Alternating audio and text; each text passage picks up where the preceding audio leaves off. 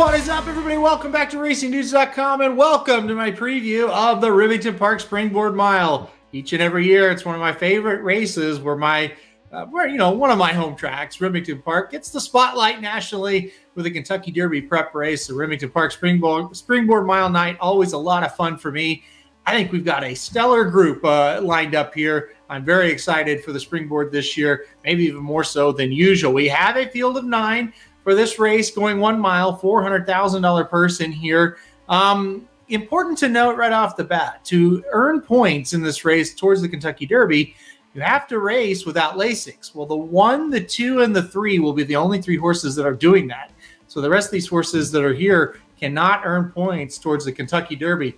Pretty interesting, especially when you look at the number 5 Giant Mischief, a horse that beat Arabian Lion last time out at Keeneland in a stellar effort where those two just galloped away from everybody else and had a battle all of their own. Well, Brad Cox has kind of said, I'm a little bit iffy about how far Giant Mischief wants to run. Maybe that's why we're putting him on Lasix. Maybe he really doesn't think this is Kentucky Derby type. We're going to find out in the spot. All right. Like I said, field of 9. I mentioned Giant Mischief.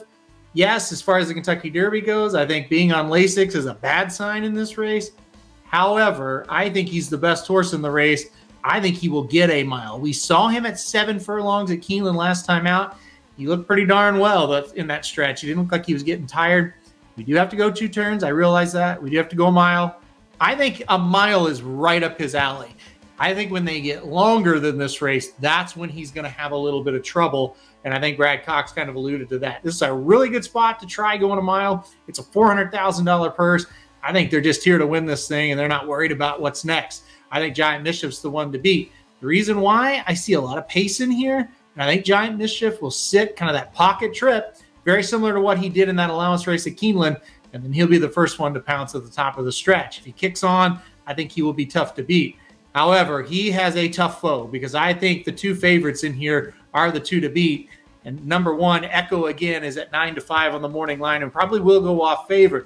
If you remember this horse on debut at Saratoga, it was really something. This horse galloped away from a maiden special weight field with ease, won by 6 3/4. If you remember his next race, it was really bad. He was in the Iroquois. He tried to kind of get up close to the pace, stretch out for the first time, finished 7th, beaten 14.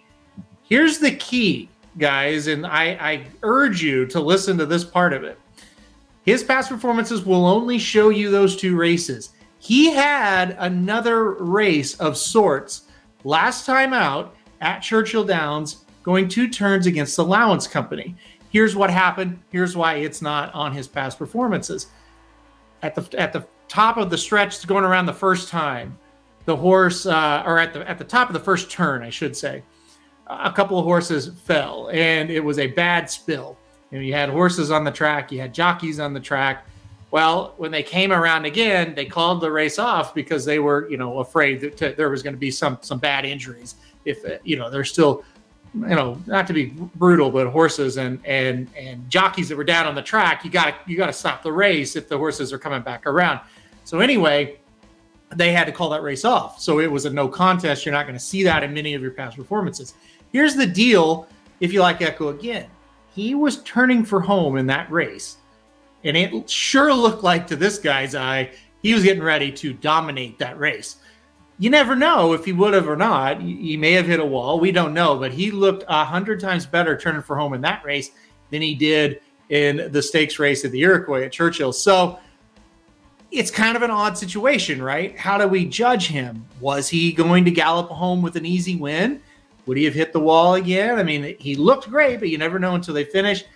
It's kind of weird. Now, the good news is Asmussen off of that 2-turn Iroquois, put him right back in a 2-turn race, and it certainly looked like he was ready to go out there and win it, turning for home before they called that race off. He's got even another 2-turn race here. So I think it's a good sign that Asmussen at least believes he can get 2 turns and do it very effectively.